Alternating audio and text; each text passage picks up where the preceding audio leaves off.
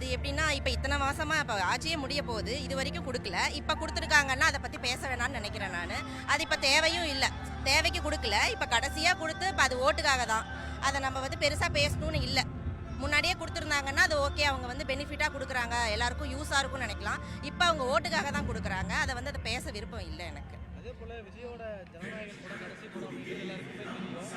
படம் எதுவுமே ரிலீஸ் ஆகல. விஜய் படம்னாலே பிரச்சனைங்கிறது எல்லாருக்கும் தெரியும். அது லேட்டாக வந்தாலும் கரெக்டாக இருக்கும். அது அவருக்காக வந்து கடைசி படங்கிறதுனால கொஞ்சம் நாங்கள் ரொம்ப எதிர்பார்த்துட்டு இருக்கிறோம். வெயிட்டிங் தான். அது வரும்போது தரமாக வரும். கன்ஃபார்ம் இவர் தான் வருவார். எல்லாரும் நாங்கள் அவருக்காக ஓட்டு போடுவோம்.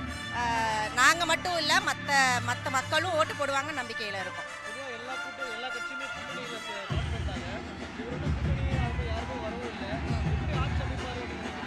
அதாவது மற்ற கட்சிக்கும் நம்ம கட்சிக்கும் நிறைய இது இருக்குது. இங்கே பணத்துக்காக எதுவும் இல்லை. கூட்டணிக்கு வர்றது வெயிட் பண்ணிட்டு இருக்கோம். அவங்க வந்தால் அவங்களுக்கு இது பெனிஃபிட் தான்.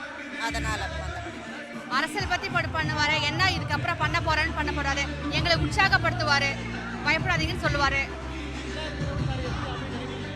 அவர் தான் சிஎம், நோ டவுட். நம்பிக்கை.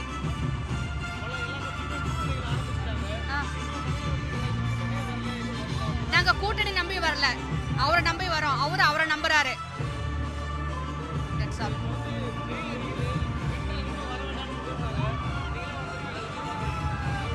லாஸ்ட் டைம்க்கு எங்களுக்கு இங்க பாதுகாப்பு அதிகமா இருக்கு.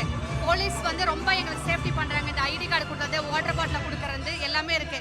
வீட்டில் எங்க குழந்தைய விட்டுட்டு நாங்க நம்பிக்கையா வந்திருக்கோம். பயம் இல்லாம இருக்கோம்.